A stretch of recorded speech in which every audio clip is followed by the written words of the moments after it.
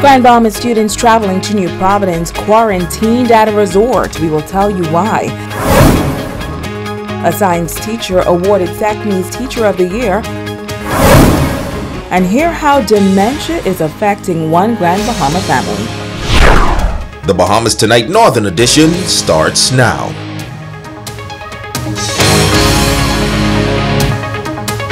This is the Bahamas Tonight, the Northern Edition. Good evening all, I'm Shashina Rowe-Parkinson. As always, it is so great to have you with us. Tonight we begin with a story that is developing out of New Providence, where Grand Bahama schools attending the primary school's national track and field meet are being quarantined at a resort after a male student from a public school in Freeport was diagnosed with chickenpox. The Grand Bahama team traveled to New Providence on Tuesday morning and started competition on Wednesday, but it wasn't until yesterday evening that the little boy apparently fell ill. We spoke with a concerned parent who was traveling with the team. Come to find out it was the chickenpox. Then we were called into a meeting. All coaches, all chaperones were called into a meeting, and we were briefed by the nurses and health officials here in Nassau that we need all names of the children, all the children names and parents' numbers, which would be given to the nurses so they can be contacted to see if they were immunized. After that, the Freeport chaperones and coaches were called into a separate meeting where we were informed that the child is from Freeport and we would need to further be quarantined because we were traveled with him and in close proximity with him. Now, she also told us that those who were able to produce their updated immunization records were allowed to leave the hotel last evening for recreational purposes, and members of the team were also allowed to leave the hotel again this morning to attend the track meet. But she said what is troubling is that during today's events, Grand Bahama athletes were called off the track and told that they had to be taken back to the resort to be quarantined once again. She said parents and officials from Grand Bahama are outraged at this decision. Today is the last day of the final event, and now we're being told, the Freeport delegates, that we have to go back we'll be escorted back to the hotel because we are now under quarantine again.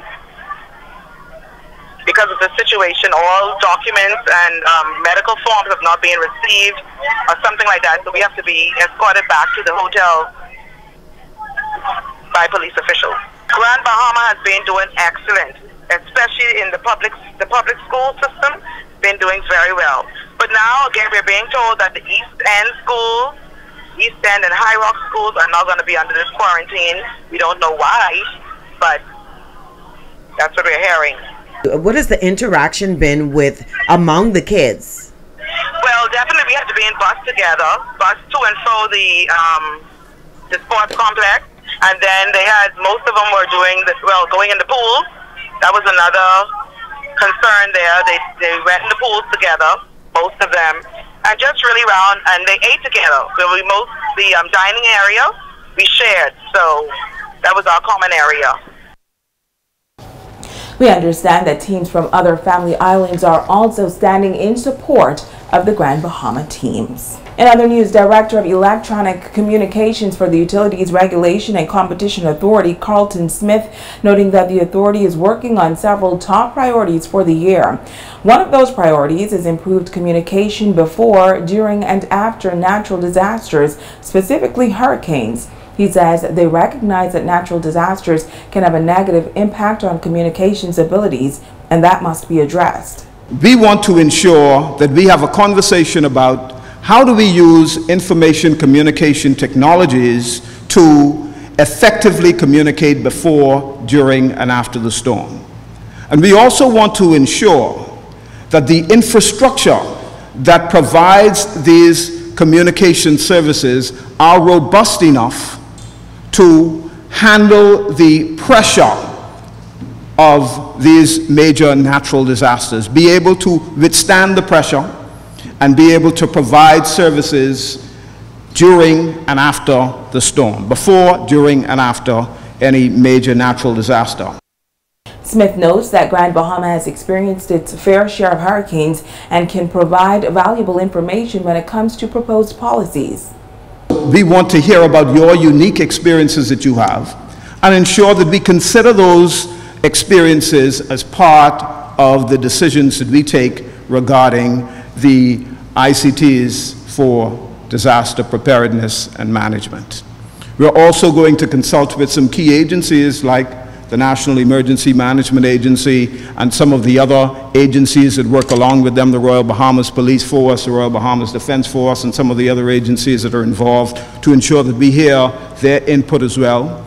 And we're going to consider all of the contributions before determining how we move forward. Well, the Department of Immigration celebrating a major milestone. The agency that protects the country's borders is celebrating its 80th anniversary. A special ceremony was held at the C.A. Smith complex this week to mark this observance. During the ceremony, the Director of Immigration encouraged officers to remain focused and steadfast. Italia Hall reports.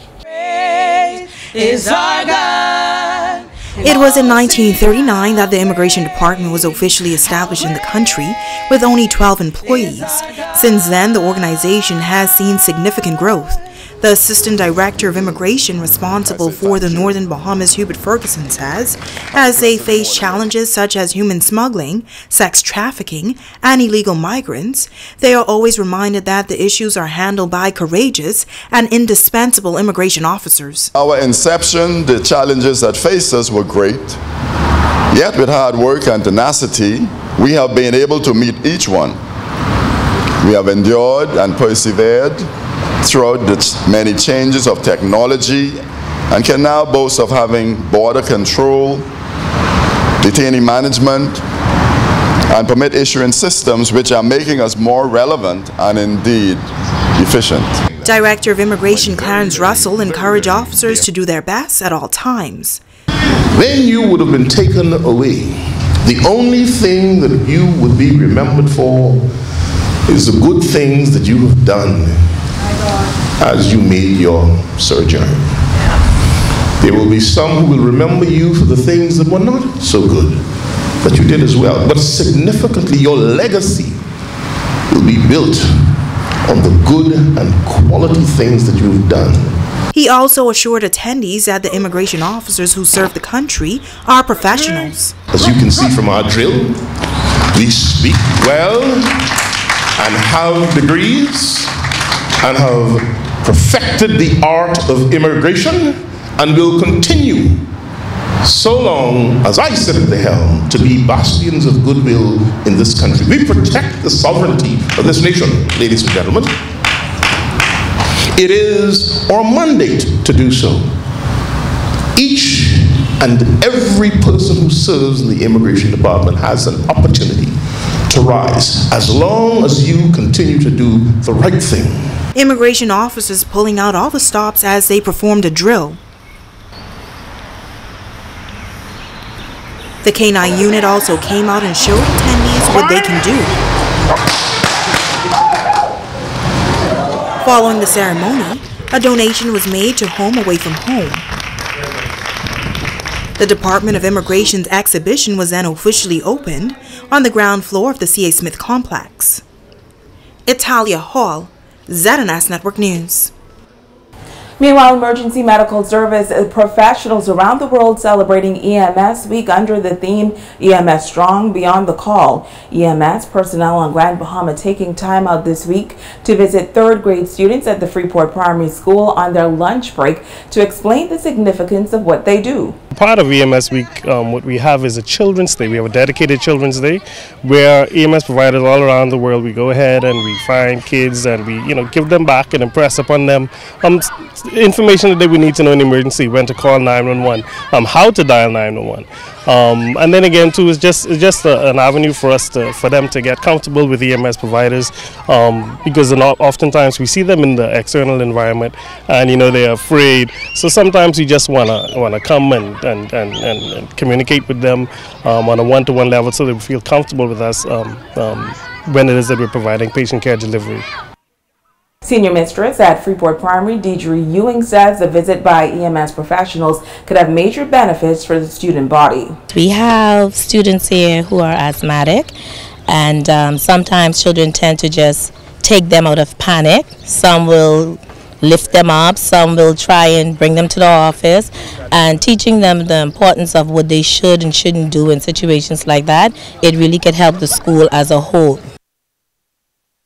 It is often said that education is the key to success. Well, with that in mind, the Ministry of Education, along with an international university that has had a long relationship with the Bahamas, recently held a college fair for high school students at the Jack Herod Gymnasium. Students were encouraged to take advantage of all the information provided so that they can get an early start on planning their college careers. Italia Hall has more. The college fair attracted a number of parents and students from around the island. Florida Memorial University, located in Miami, Florida, offers a wide range of degree programs for persons seeking tertiary education. President of the university, Jaffers Hardrick, says they are happy to speak with high school students in the Bahamas, adding that the university, which is only about 121 miles away from Grand Bahama, is a dynamic institution. Florida Memorial University has been around for 140 years. We have outstanding programs from business to aviation, you name it. And we have a strong relationship. We have a large number of Bahamian students. And I have to tell you, the Bahamian students are knocking it out of the ballpark academically.